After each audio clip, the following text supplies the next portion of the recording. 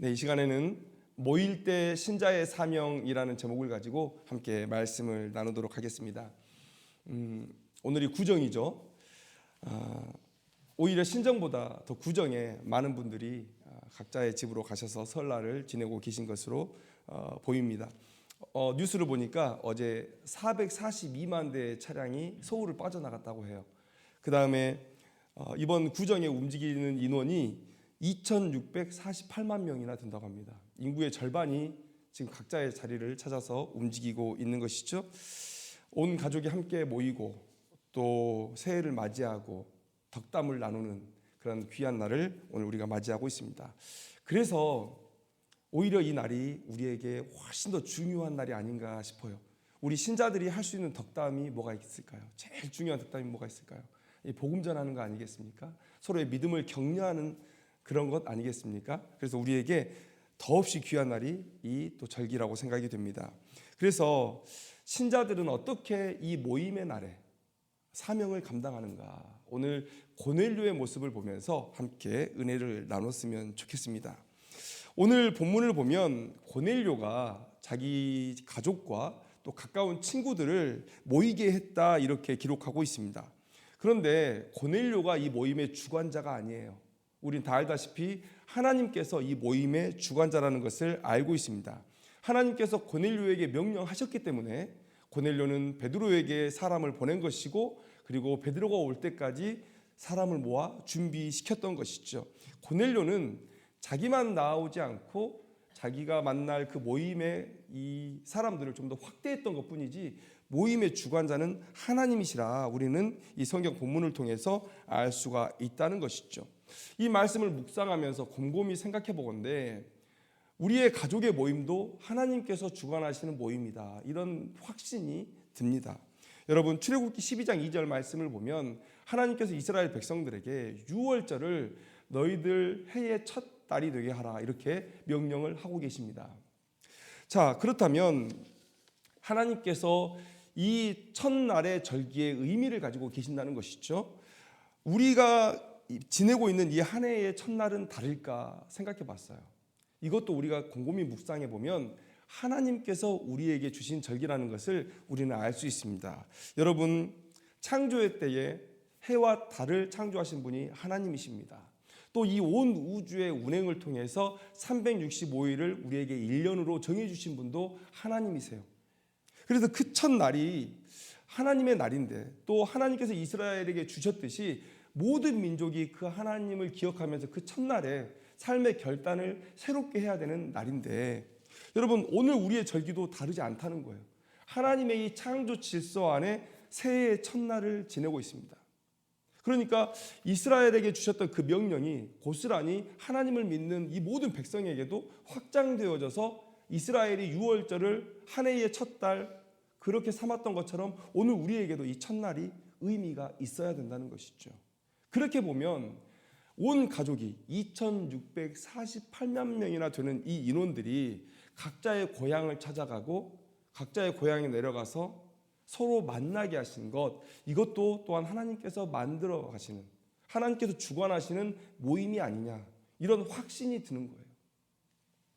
그래서 우리가 이 구정의 절기에 온 가족이 모이는 이 절기에 과연 우리는 뭘 해야 되느냐 신자로서 이 모임 가운데 우리의 사명은 무엇이냐 이것을 한번 우리가 고민해 보자는 것이죠. 여러분 고넬료가 우리의 본이 됩니다. 여러분 이 성경 본문 속으로 한번 들어가 보기를 원해요. 고넬료는 이달리아 그러니까 이탈리아죠. 이탈리아의 부대의 백부장이었다고 오늘 성경이 말씀하고 있습니다. 그런데 그는 하나님을 경외하는 자였대요. 왜 로마 군대의 백부장이 식민지 종교를 이렇게 신봉하고 있느냐? 여러분 우리가 로마의 상황을 한번 생각해 볼 필요가 있습니다. 타락이 극에 달하던 때예요. 타락이 극에 달하던 때. 그러다 보니까 쾌락을 쫓아 살아가고 세상의 출세를 위해 살아가지만 공허함을 메울 수 없는 거예요. 하나님께서 우리를 그렇게 창조하셨습니다. 하나님이 아니시면 우리의 마음을 채울 어떤 것도 없어요. 그러니까 세상의 즐거움을 더하면 더할수록 오히려 더 이것이 본질인가? 이것이 내 삶의 본질인가를 고민하게 되고 오히려 더 공허 속으로 빠지게 되는 것이죠. 그때 그 분위기가 로마의 분위기였어요. 그런데 식민지이긴 하지만 유대 땅에 유일신 신앙을 가지고 있는 민족이 있다는 거예요. 유일신 신앙은 유대교로부터 시작됩니다. 유대교로부터 기독교가 되고 또 천주교가 되고 또 이슬람이 되는 거예요. 그러니까 유일신 신앙은 유대교에서 시작을 한 것입니다. 그러니까 식민지 유대 땅에 유일신 신앙을 가지고 있는 민족이 있다. 그런데 그 민족이 거룩하고 경건한 삶을 살아내고 있다는 거예요. 물론 하나님의 관점에서, 그리고 우리가 예수님의 시대의 유대인들을 바라보면 정말 그만큼 죄악된 사람이 없죠. 왜냐하면 기준이 높기 때문이에요. 그들 스스로는 종교적인 삶을 살았습니다. 외식했어요. 그러니까 그들의 삶이 문제였던 게 아니죠. 문제는 회칠한 무덤처럼 안은 썩어 있는데 밖이 그럴듯해 보이는, 그러니까 하나님께서 받으실 수 없는 그런 모습을 가지고 살았기 때문이지, 외인들이 유대인들을 봤을 때는 참 종교적이고 매우 거룩하고 경건한 사람들이었다는 거예요. 그게 로마인들에게 상당한 매력으로 다가왔습니다. 특별히 지배층에게 그런 매력으로 다가온 거예요. 이 공허를 채워줄 수 있는 종교, 신앙으로. 그래서 오늘 본문의 이 고넬료도 하나님을 신앙하는 자였다, 하나님을 경외하는 자였다, 이렇게 소개되고 있다는 거예요. 그는 유대 땅에 거하면서 유대교에 대해서 배웠을 것입니다. 하나님에 대해서 배웠을 것입니다. 그리고 그 하나님께서 준비하시는 그 구원이 내 것이 되기를 소망했을 거예요. 그런데 오늘 고넬료가 자기 집에 사람을 모았다, 이렇게 기록하고 있어요. 24절 말씀을 보니까 이튿날 가이사랴에 들어가니, 그러니까 베드로와 그 일행들이 들어온 것입니다. 고넬료가 그의 친척과 가까운 친구들을 모아 기다리더니, 자, 왜 모았을까요? 당연히 고넬료에게 하나님께서 시몬을 청하라, 이런 명령을 하셨기 때문이죠. 그런데 여러분 생각해 보세요. 왜 하나님께서 갑자기 고넬료에게 시몬을 청하라 했을까? 그 이유가 바로 여기에 나와 있습니다. 2절 말씀 하반절에 보면 하나님께 항상 기도하더니, 이렇게 기록되어 있죠. 그런데 4절 말씀을 보니까 천사가 이르되 내 기도와 구제가 하나님 앞에 상달되어 기억하신 바가 되었으니, 그러니까 이 고넬료가 하나님 앞에 정기적으로 항상 기도를 하고 있었다는 거예요. 그런데 하나님께서 그 기도를 들으시고 어떤 응답을 주셨냐면, 요바에 있는 베드로, 시몬을 청하라, 이런 응답을 주신 거예요. 그럼 여기서 우리는 도대체 고넬료가 어떤 기도를 하고 있었냐, 그 기도의 내용을 유추해 볼 수 있습니다. 어떤 기도를 했을까요? 여러분, 지금 고넬료는 오늘 본문 10장 1절 말씀을 보니까 가이사랴에 있는 고넬료, 이렇게 기록하고 있죠. 가이사랴는요, 우리는 예루살렘만 생각하잖아요. 그런데 로마의 행정 수도는 가이사랴입니다. 로마가 유대 땅을 지배할 때의 행정 수도는 가이사랴여서 총독들이 부임해 오면 가이사랴에 있습니다. 그래서 이 절기가 되면 그 절기에 소요가 일어나거든요. 유대인들이 소요가 일어나기 때문에, 또 로마의 식민지다 보니까 로마로부터 독립해야 된다, 그래서 거짓 선지자들이 막 일어나가지고 사람을 선동해서 소요를 일으켜요. 그러니까 절기 때마다 예루살렘으로 올라갑니다. 올라가서 군인들을 데리고 올라가서 그 소요를 미리 막아요. 그게 유대 총독의 매우 중요한 일이었습니다. 로마의 현금 창고였어요. 이 예루살렘은 뭐 성전세다 뭐다 해서 세금들이 막 쏟아져 들어오는데, 그 절기에 예루살렘을 찾는 인원이 280만 명가량 되었다는 그 시대의 전승이 있어요. 엄청나게 많은 사람들이 와서 세금을 내고 그 세금은 고스란히 로마로 올라가죠. 그렇기 때문에 로마의 지도자들이 유대 땅의 제사장들을 인정해 주는 것입니다. 돈이 되니까. 그러니까 이 유대 총독이 이 절기만 되면 예루살렘으로 올라가는데 가이사랴에 있는 백부장 고넬료라는 거예요. 그러면 이 고넬료가 예수 이단에 대해서 몰랐을까라는 거예요. 당연히 알았겠죠. 핵심 부서에 있는 거예요. 질서 유지가 사명인 군인에게 가장 중요한 일, 바로 예수 그리스도 이단의 소요를 막는 것, 이게 그 시대의 가장 중요한 일이었다는 거예요. 예수님이 죽으신 지 얼마 안 됐습니다. 그런데 그 예수님의 제자들이 예수가 부활했다고 얘기하고 다니는 거예요. 그러니까 온 촉각이 지금 예루살렘에 있고 예루살렘의 예수 이단의 소요를 막는 데 집중되어 있다는 거예요. 그런데 도대체 이 고넬료가 무슨 기도를 했을까? 아까 말씀드렸지만 이 고넬료가 하나님을 경외하는 자였다 그랬잖아요. 당연히 하나님께서 준비하신 그 구원을 갈망하는 자였을 것입니다. 이스라엘의 구원은 할례와 율법 준수에 있었다는 거예요.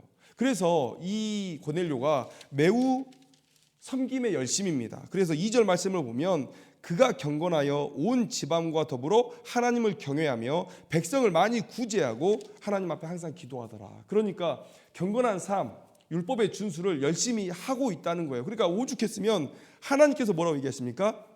기도와 구제가 얼마나 열심히 다른 사람들을 섬겼으면 그 구제를 하나님께서 기억하셨다라고 말씀하고 계신 거죠. 그러니까 이 고넬료는 지금 혼란스러울 거예요. 왜 그러냐면 저 예수 이단이 하는 말이 진짜일까라는 거예요. 여러분 지금 이 고넬료는 백부장 군인이죠. 로마 군인의 입장에서 시체를 못 지켰다? 이 얘기는 말도 안 되는 얘기예요.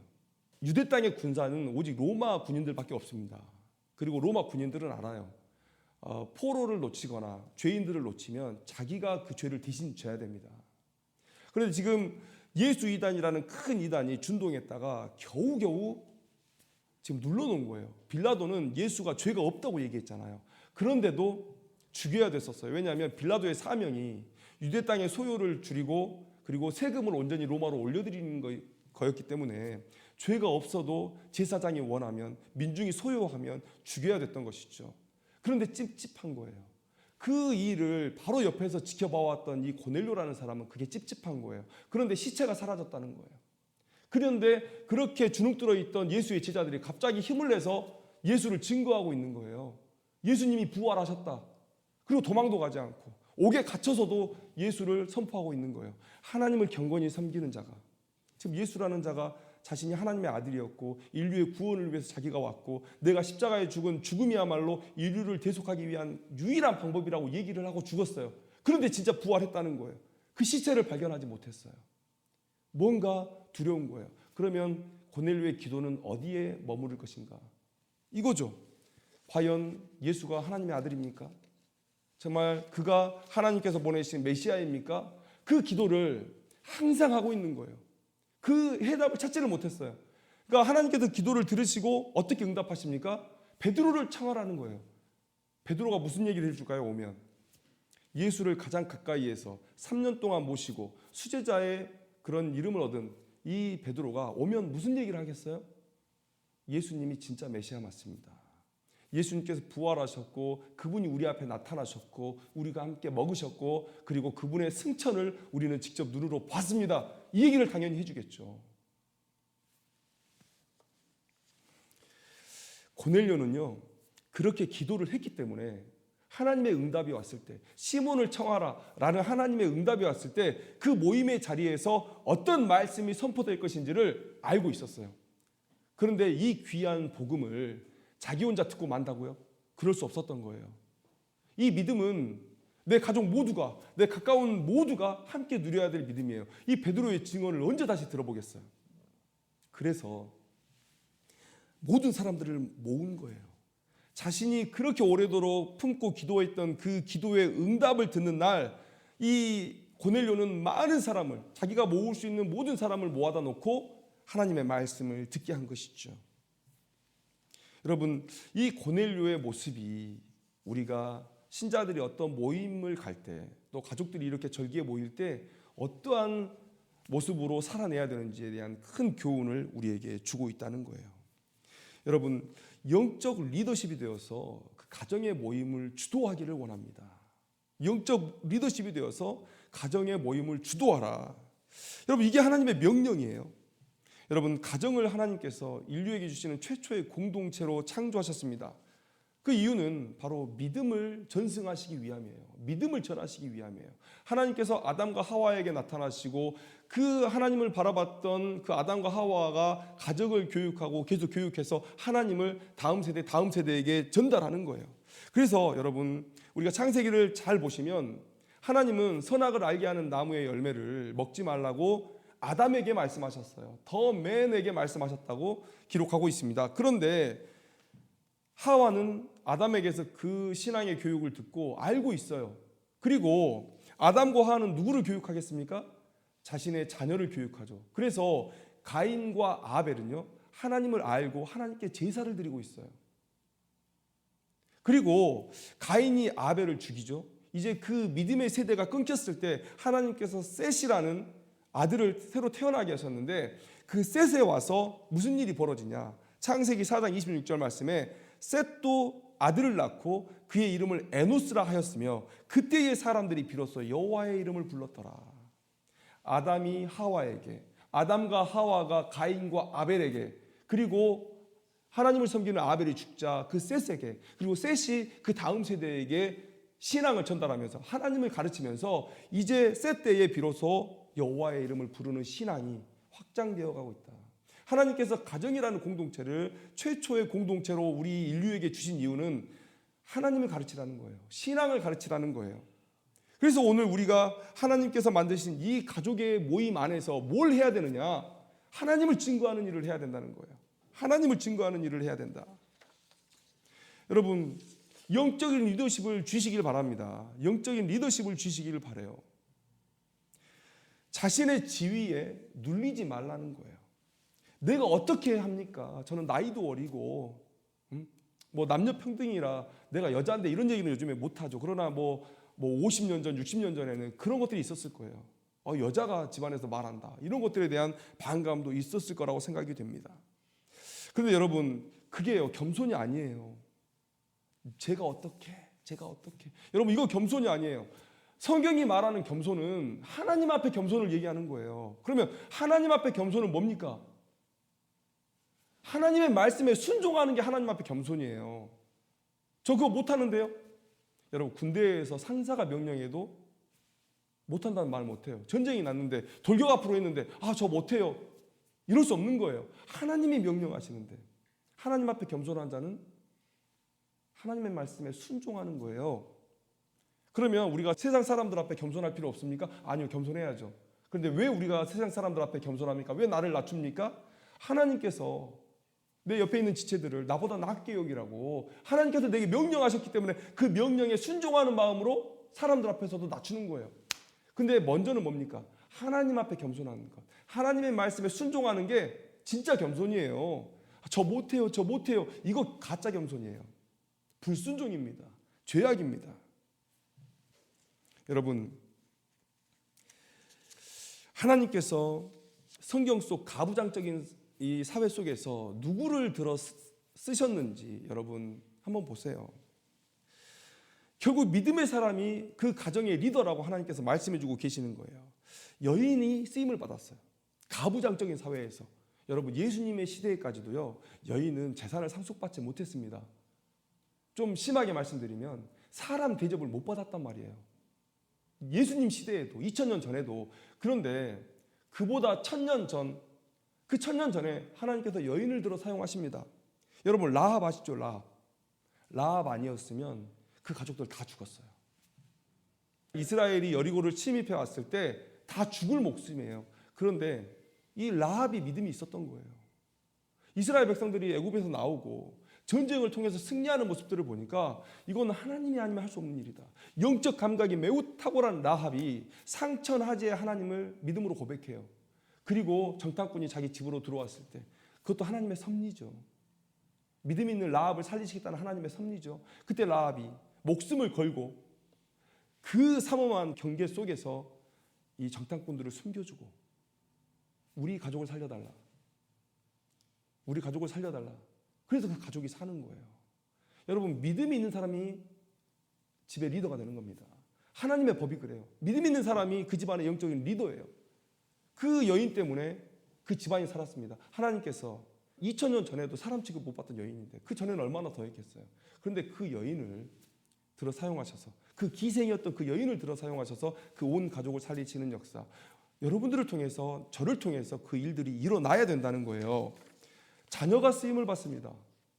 가부장적인 사회에서 애가 말을 해요. 말도 안 되는 얘기죠.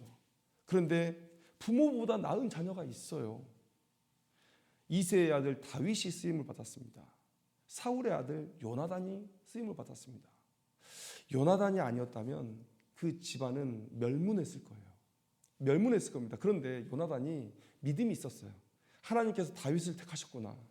그래서 자기가 왕위를 욕심내지 않고 이것은 다윗의 것이야 라고 물러납니다. 그리고 다윗과 약속을 맺어요. 너 왕이 되었을 때 내 집안을 생각해달라. 그러니까 무비보셋이 하나님의 은혜로 또 다윗의 돌봄으로 살아요. 요나단의 믿음이 아니었으면, 사울의 믿음이, 그 불신앙이 그 집안을 지배했다면 다 같이 죽는 거예요. 그런데 요나단이 믿음을 붙들고 있었기 때문에 그 집안에 그래도 희망이 있었던 거예요. 여러분, 종이 쓰임을 받습니다. 종, 가족도 아닌 종이. 나아만 아시죠? 아람 장군, 문둥병 걸렸던 나아만. 이스라엘에서 잡혀간 여 종이 얘기예요. 우리나라에 가서 선지자를 만나 뵀으면 좋겠습니다. 그러면 나을 것 같아요. 그 얘기를 듣고 나아만이 돌아와요. 물론 우여곡절이 있었지만 나아만이 문둥병을 고침을 받고 엘리사에게 얘기합니다. 열왕기 5장 17절 말씀에 이렇게 얘기해요. 이제부터는 종이 번제물과 다른 희생제사를 여호와 외 다른 신에게는 드리지 아니하고 다만 여호와께 드리겠습니다. 구원받은 거예요. 하나님을 향한 신앙을 갖게 된 거예요. 누구를 통해서 이 일이 일어난 겁니까? 여종을 통해서 그 일이 일어난 거예요. 가부장적인 사회에서 여인을 통해서, 또 자녀를 통해서, 종을 통해서, 그러니까 믿음이 있는 사람이 영적 리더인 거예요. 믿음 있는 사람의 말을 들어야 그 가정이 사는 거예요. 믿음 있는 사람이 영적인 리더십을 가져야 그 가정을 살릴 수 있는 거예요. 그런데 여리고성에 그 하나님 모르는 그 완악한 왕의 말을 들었다면, 또 이새의 말을 들어가지고 다윗을 왕으로 세웠는데 계속해서 첫째 아들 엘리압을 내세웠다면, 여러분 사울의 말을 들었다면, 나아만이 종 너 조용해 네가 뭘 알아 라고 그 말을 무질러 버렸다면, 여러분 이런 역사는 일어나지 않았겠죠. 여러분이 믿음이 있다면, 깨어 있다면 하나님께서 여러분들을 부르신 거예요. 여러분들이 그 일을 해야 된다는 것이죠. 하나님께서 모이게 하셨어요. 설이든 추석이든 이 우주의 질서 속에서 1년을 정하시고 사계절이 있게 하시고 결실의 날을 맺게 하셔서 추석의 절기가 있고 1년의 시작이 있는 것입니다. 그 절기마다 우리는 모여요. 이것은 창세전에 계획하신 하나님의 계획 아래 우리의 가족이 지금 모이고 있는 거예요. 그 안에서 우리는 뭘 해야 되냐? 복음 전해야 돼요. 하나님 전해야 돼요. 여러분, 오늘 그 고넬료의 헌신이 어떻게 열매를 맺습니까? 하나님께서 그 모임에 성령을 부어주시는 거예요. 성령을 부어주셔요. 여러분, 사도행전은 사도들의 행전이 아니에요. 왜냐하면 물론 베드로가 있고 또 바울의 이야기지만, 여러분 성령 행전이라고 얘기하죠. 성령께서 이 사도행전을 주도해 가고 계십니다. 여러분, 우리가 사도행전을 읽을 때 성령이 임한 사람이 어떻게 변했는지 우리 다 알고 계시죠. 예수님의 죽음 이후에 부활하시기 전까지 두려워가지고 그 집 밖에도 나오지 못하던 그 제자들, 그리고 예수님의 죽으심을 보고 부활을 믿지 못하고 이제 살 길을 찾아 떠나버린 제자들, 그 제자들이 오순절에 성령이 임했을 때 어떻게 변했습니까? 그냥 뒤집어진 거예요. 뒤집어진 거예요. 그런데 오늘 본문에서 10장 44절 말씀에 뭐라고 기록되어 있습니까? 베드로가 이 말을 할 때에 성령이 말씀 듣는 모든 사람에게 내려오시니. 여러분, 이런 축복이 어디 있습니까? 이런 축복이. 기도하고 준비했던 고넬료뿐만이 아니라 그 자리에 함께 모였던 모든 사람에게 성령이 임하셨다는 거예요. 여러분, 성령의 임함은 첫째 구원의 증표죠. 구원의 증표입니다. 그런데 두 번째는 뭡니까? 오늘 우리가 이 사도행전을 읽어봤을 때 성령이 임했다라는 이 표현은요, 예사 표현이 아닌 거예요. 이제 그 자리에 함께 있었던 고넬료와 함께 있었던 그 모든 일행들의 그 모든 심적인 모든 마음이 다 뒤집어진 거예요. 모든 삶이 다 뒤집어진 거예요. 지금 그 얘기를 하는 겁니다. 완전히 복된 길로 나아간 거예요. 헛된 곳 쫓고 있던 인생, 그리고 예수 그리스도에 대한 온전한 신앙이 없던 그 인생이 예수 그리스도를 영접하게 되고 구원받게 되고 성령의 충만함을 입어서 이제 완전히 하나님의 용사로 그렇게 거듭나는 것이죠. 여러분, 이런 복이 어디 있습니까? 우리가 집에서 가장 사모해야 될 복이 바로 이런 거 아니겠습니까? 뭐 로또가 터졌네, 부동산 값이 올랐네, 이게 중요한 게 아니고요. 우리가 함께 하나님을 나누고 온 가족이 이 모임을 통해서 성령 충만함으로 나아갈 때 그것보다 우리에게 주시는 큰 복이 어디 있냐는 거예요. 여러분, 우리의 부흥은 이 가정에서 시작돼야 된다. 왜요? 여러분, 하나님께서 처음 창조하신 공동체가 가정 아닙니까? 그러면 그 가정의 변화가 곧 교회의 변화요, 이 세상의 변화인 거예요. 가정이 먼저 변해야 되고 그 가정의 변화는 누구를 통해서 이루어지는 겁니까? 하나님을 먼저 믿고 더 믿는 영적인 리더십을 통해서 일어나고 있는 거예요. 어찌 아무것도 모르는 사람들을 통해서 역사가 일어나겠어요?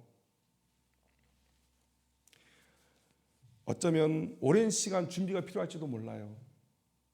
고넬료가 하나님 앞에 계속 기도했잖아요.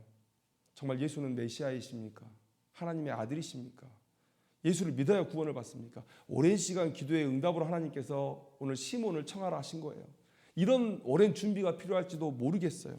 그러나 오늘 결단하더라도 하나님의 은혜로 여러분들을 그 가정의 리더십으로 반드시 세우실 것을 저는 믿습니다. 그것이 하나님께서 원하시는 길이기 때문에 그렇습니다. 명절이 되면 젊은 사람들은 어르신들 만나면 입학 얘기, 대학 입학이죠. 너 대학 이번에 합격했어? 이런 얘기 하죠. 또 취업했니? 물어봐요. 또 너 결혼은 언제 할 거니? 이런 거 물어보잖아요. 그래서 젊은 사람들은 명절에 집에 안 내려간다고 합니다. 또 어른들은요.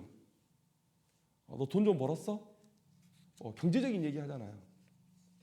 그런 거. 혹은 자녀 얘기. 요즘 자녀 얘기 꺼내가지고 무슨 좋을 얘기가 있겠습니까? 취직이 이렇게 안 되는데. 그리고 뭐 돈 번 사람이 얼마나 있겠어요?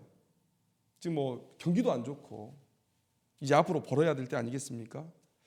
이런 얘기를 하면서 서로 마음에 상처를 줘요. 그러면서 명절날 끝나고 돌아가면서 뒷담화를 해요. 누구는 누구 이런 얘기를 하고 간다. 내 마음을 긁고 간다. 다음에는 이런 모임을 하지를 말자. 이런 얘기하고 간단 말이죠.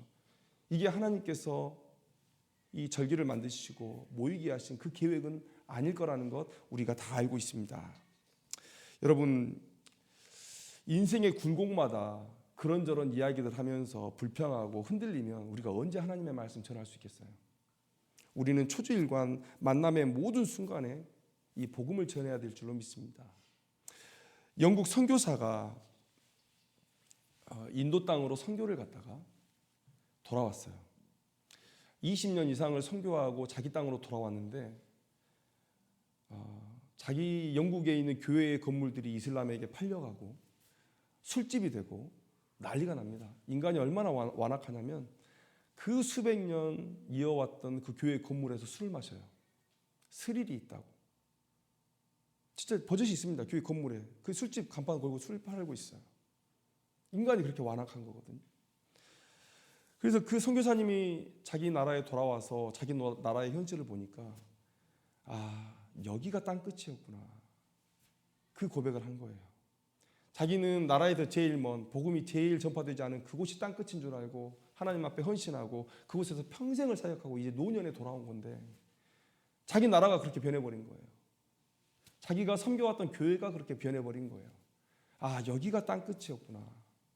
여러분, 우리가 세상 일에 매진하다 보면 가정을 돌보지 못하는 경우가 있죠. 사도 바울은 그걸 경고하거든요. 부모에게 효도도 못하는 자들이 교회에 와서 다른 자들을 섬긴다고 얘기하지 말라 그래요. 바울이. 가정도 챙기지 못하는데 어떻게 다른 사람들을 돌보겠냐. 가정부터 가서 돌봐라. 우리의 가정이 땅끝일 수 있습니다. 우리의 가정이 땅끝일 수 있어요. 교회를 섬기다 보면 많은 분들이 교회에 와서 충성을 다하는데 자녀와의 관계가 깨져 있고 부부 간의 관계가 깨져 있고 부모와 자식 간의 관계가 깨져 있는 모습들을 많이 봅니다. 여러분, 가정이 우리의 땅끝이다. 여러분, 이 마음을 우리가 생각해야 돼요. 가까이도 멀리도 어느 것 하나도 포기하지 말아야 된다. 여러분, 모처럼 온 가족이 함께 만나는 날입니다.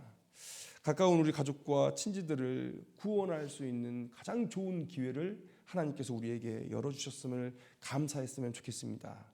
그들에게 반드시 복음을 전하겠다라는 결단이 우리 가운데 있기를 소망합니다. 그럴 때 하나님께서 오늘 성경 말씀 가운데 약속하신 대로 성령을 우리에게 주셔서 반드시 놀라운 일들을 우리 가운데 이루어내실 줄로 믿습니다. 여러분, 이 명절 절기 온 가족이 만나는 날, 오늘 이런 결단을 가지고 가정으로 돌아가셔서 하나님께서 여러분들의 삶에 원하시는 가장 귀한 일들을 감당해내시는 주님의 제자들이 되기를 주님의 이름으로 축원합니다. 기도하겠습니다.